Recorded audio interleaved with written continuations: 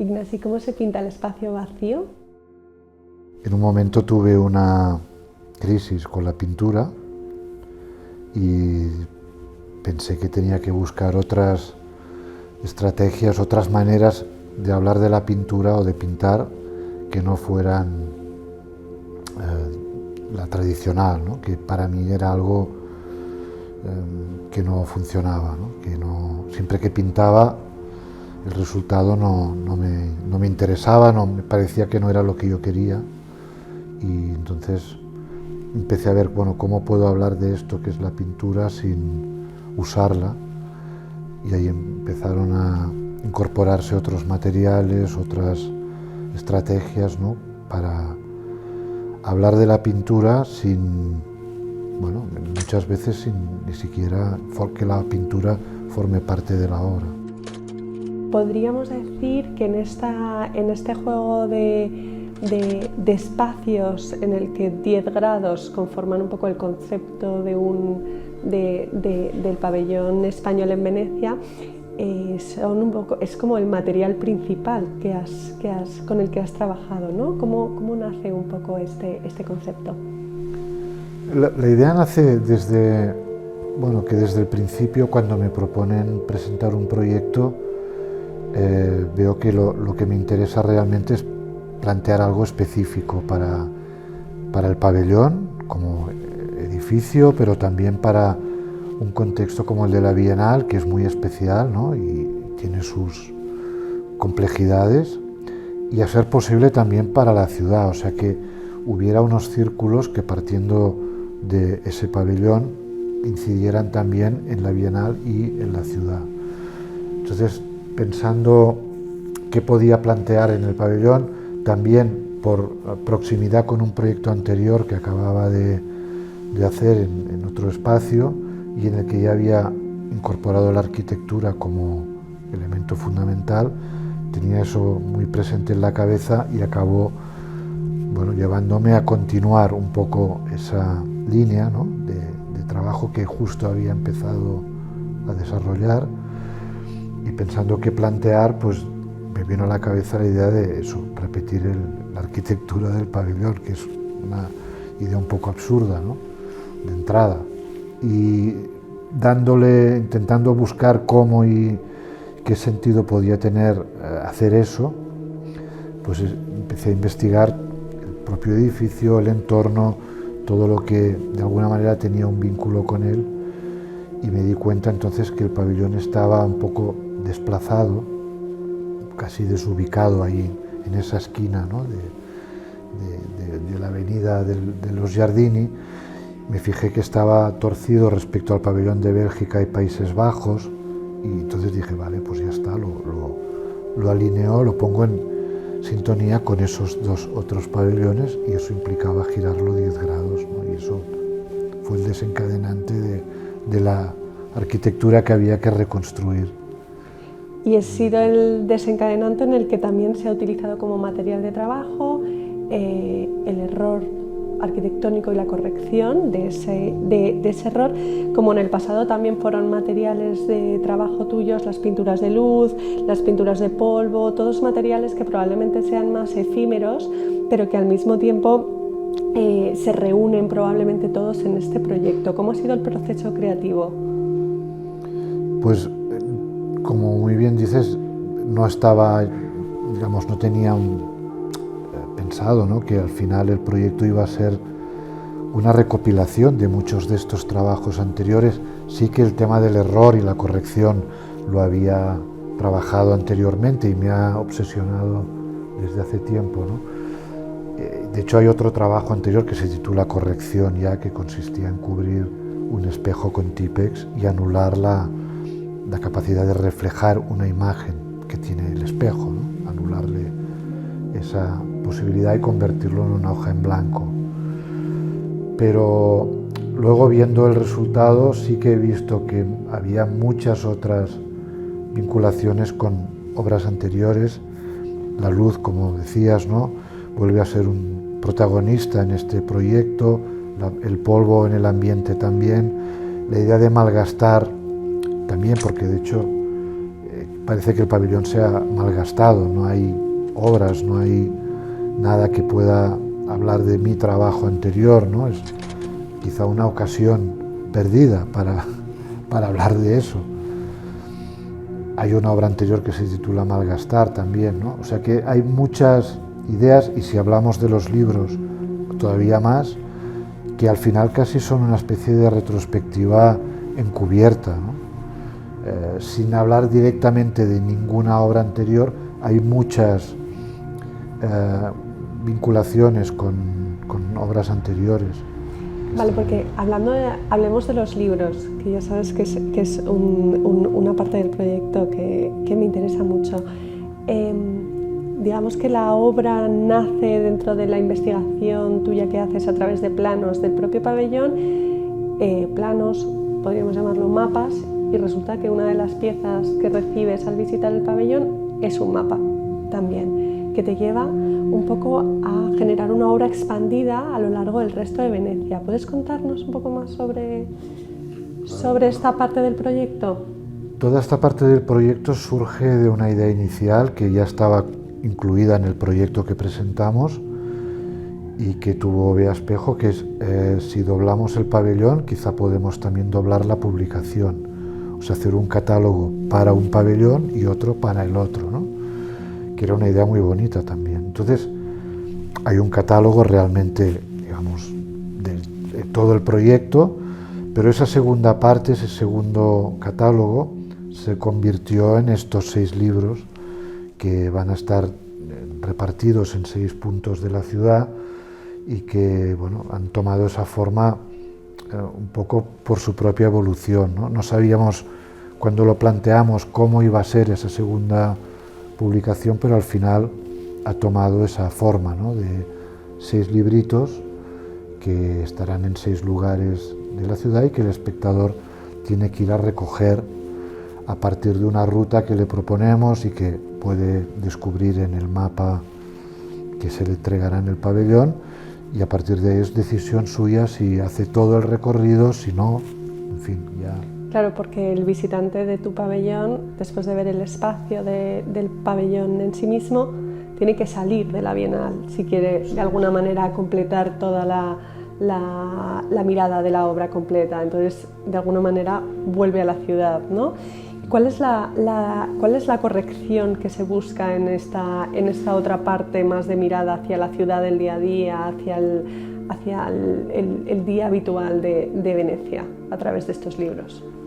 Bueno, se propone hacer una especie de guía de la ciudad un poco alternativa, ¿no? Tanto por el recorrido que se propone, que está fuera de la ruta que haría un turista o alguien que va a Venecia, ¿no? Y que le propone pues salir de ese circuito tan masificado y meterse en una zona pues más de Venecia, ¿no? De los venecianos, y descubrir algunos lugares pues que seguramente no vería si no va a buscar esos libros, o incluso aunque no vaya a buscar los libros, si quiere hacer ese recorrido, ¿no? Y descubrir esos lugares.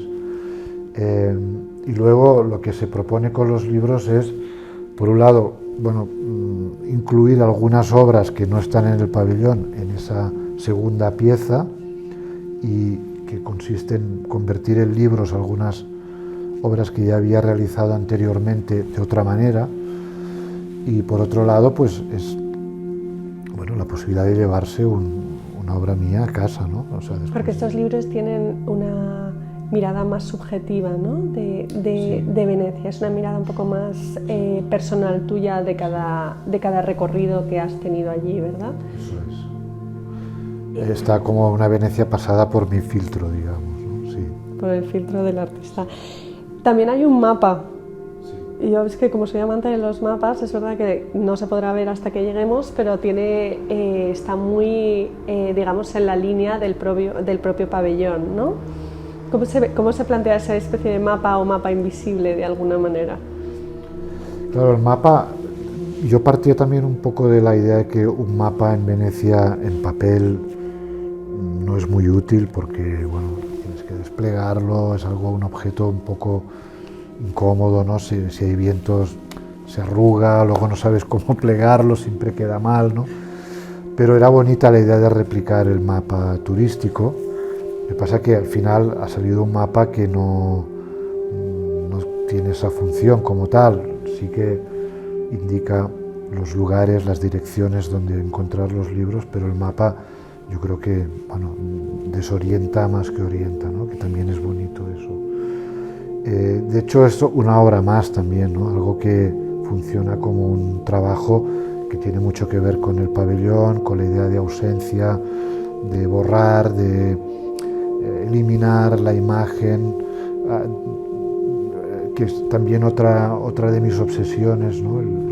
Que es producir imágenes, cómo nos relacionamos con ellas. En fin, está ahí ubicado en todo ese debate más conceptual, ¿no? Y al final salió un mapa que para mí es una obra más, ¿no? Que forma parte de los libros y que se puede recoger también en el pabellón. ¿El proyecto expositivo del pabellón Corrección plantea más preguntas o más respuestas?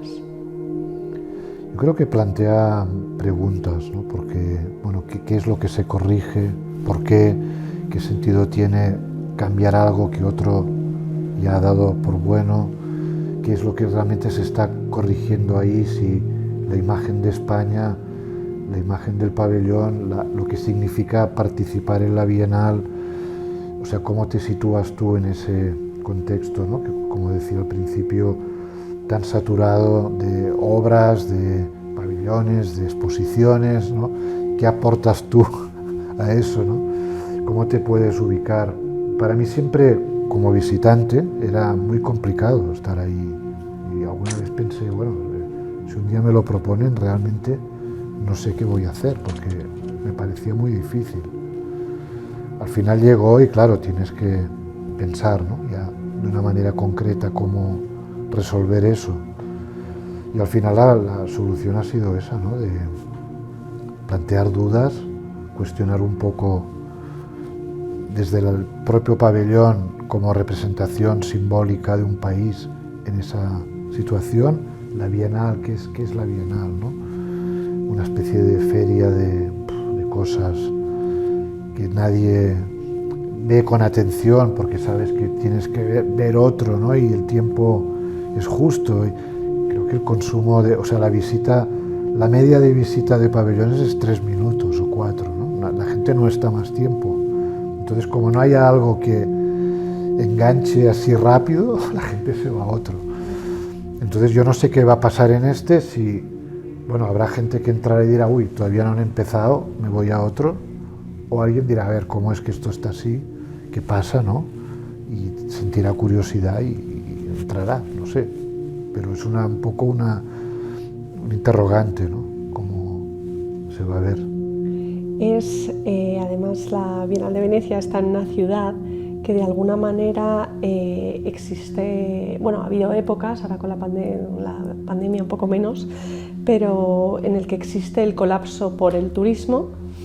Y también en el arte hay muchas veces que estamos existe un colapso por lo establecido, de alguna manera. ¿Cómo se descolapsa el arte? Yo creo que la pandemia ha sido un motivo, ¿no? de descolapso, aunque eso ha llevado a otro colapso que es el de las redes, ¿no? Y la cantidad de material que se publicó y que recibías, ¿no? Desde casa. Podías visitar exposiciones, asistir a debates, charlas por la web, ¿no?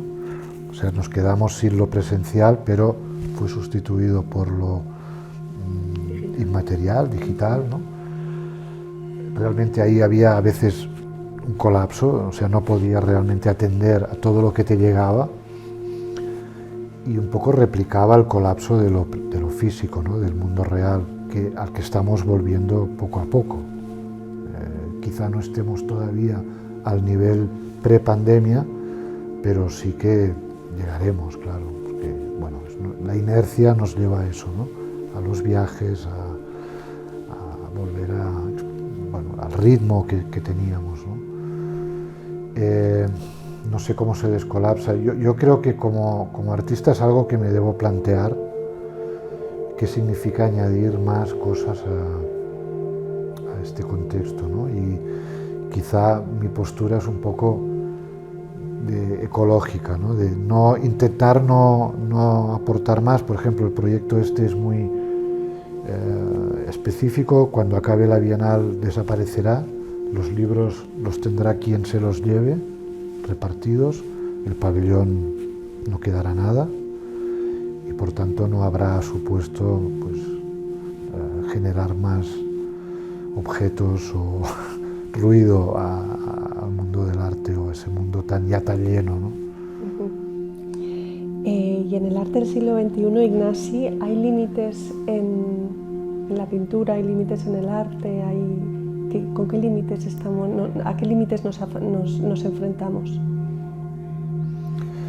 Parece que cada vez hay menos límites, ¿no? Que todo es posible, que tú imaginas algo y alguien lo hará posible, pero evidentemente límites hay, ¿no? Hay límites de todo tipo, desde económicos hasta de resolución de lo que propones, ¿no?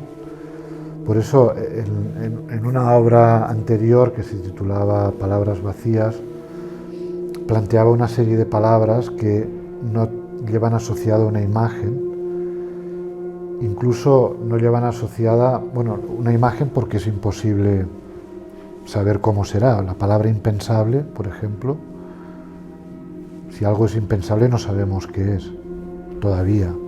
Quizás será pensable dentro de un tiempo, pero siempre habrá un espacio de lo impensable, ¿no? Que es esa mirada al futuro que todavía no conocemos, algo inexistente, no sabemos cómo es.